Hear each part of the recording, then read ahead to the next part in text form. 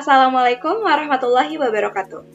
Halo semuanya, saya Diaretno Dipaluti dengan NIM 17016-23063, Prodi Pendidikan Ekonomi Universitas Negeri Jakarta. Tentunya kita sering berkomunikasi dengan orang sekitar kita. Tapi, apakah komunikasi kita sudah efektif?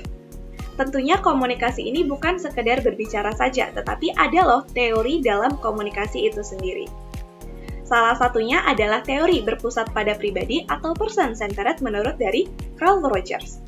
Lalu apa yang dimaksud dengan komunikasi?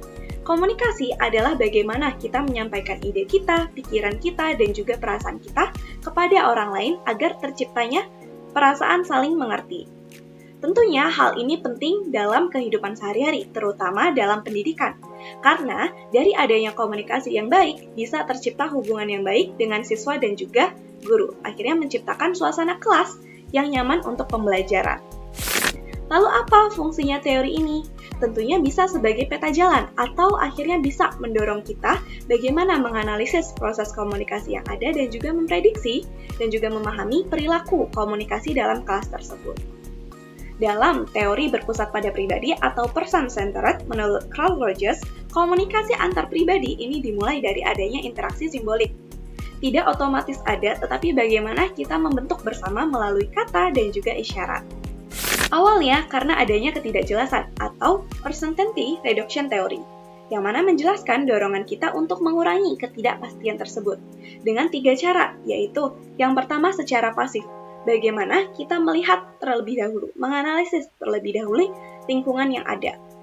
Lalu yang kedua yaitu secara aktif, atau bagaimana kita itu bisa mendapatkan informasi dari sumber lainnya.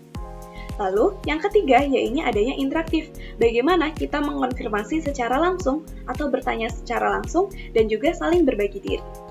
Agar semuanya bisa berjalan secara lancar, ada 3 sikap yang perlu untuk dimiliki.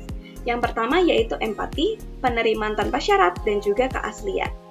Jadi, alurnya adalah bagaimana kita membentuk manaknya bersama, mengurangi ketidakpastian, dan juga memperbarui makna yang ada untuk menciptakan suasana yang hangat.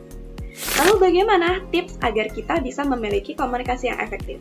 Yang pertama adalah dengan mendengarkan secara aktif. Contohnya, di dalam kelas ternyata guru memberikan pertanyaan pemantik kepada siswanya, lalu siswa menjawab, kemudian guru bisa menanggapi lebih lanjut.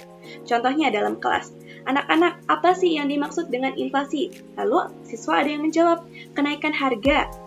Guru bisa menanggapi lebih jauh lagi, benar kenaikan harga, atau lebih tepatnya adalah kenaikan harga yang terjadi secara terus-menerus dan terjadi pada barang-barang yang umum. Lalu selanjutnya adalah adanya empati. Misalnya, ketika di dalam kelas ada siswa yang terlihat sedih karena nilainya tidak sesuai dengan harapannya. Guru bisa memahami perasaan siswanya melalui dari sudut pandang siswanya. Contohnya, ibu tahu pasti kamu kecewa dengan hasil yang kamu dapatkan. Tapi tentunya kamu sekarang nggak bisa untuk terus berlarut-larut dalam kesedihan. Bagaimana yang penting adalah sekarang kamu bisa menaikkan hasil belajar kamu untuk pembelajaran selanjutnya. Lalu selanjutnya adalah pengelolaan emosi. Contohnya, kita sedang ada dalam kelas tetapi masih banyak anak-anak yang baru berdatangan dari adanya jam istirahat. Tentunya sebagai guru ini harus menegur para siswanya yang masih berisik atau masih mengobrol dengan suara yang tenang dan juga tidak meninggalkan dari suaranya. Misalnya, anak-anak, saat ini kita sudah mau belajar. Jadi, tolong yang masih mengobrol untuk dicukupkan dulu untuk mengobrolnya.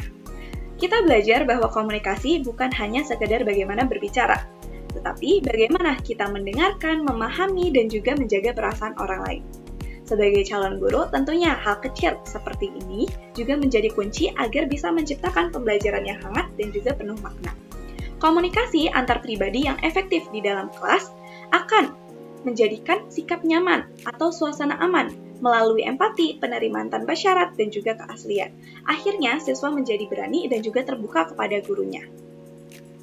Dari teori ini, kita bisa belajar bagaimana mendengarkan secara aktif, empati, dan juga mengelola emosi kita. Yang mana dalam pembelajaran akhirnya siswa bisa merasa lebih dihargai, informasi yang terjalin bisa dipahami oleh siswa, dan juga terjadi pembelajaran yang nyaman, sehingga pembelajaran lebih efektif dan juga efisien.